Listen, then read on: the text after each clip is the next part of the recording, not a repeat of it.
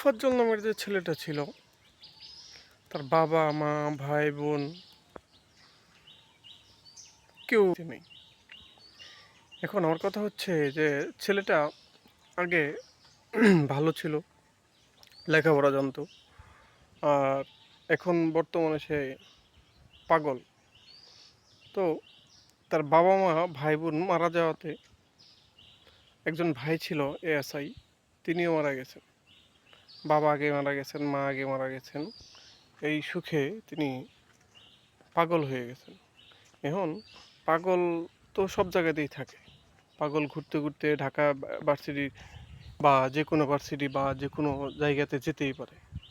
তো আমার কথা হচ্ছে যে আপনারা পাগল আপনাদের ক্যাম্পাসে ঢুকছে, ঢুইকা আপনাদের রুমেই ঢুকে গেছিল।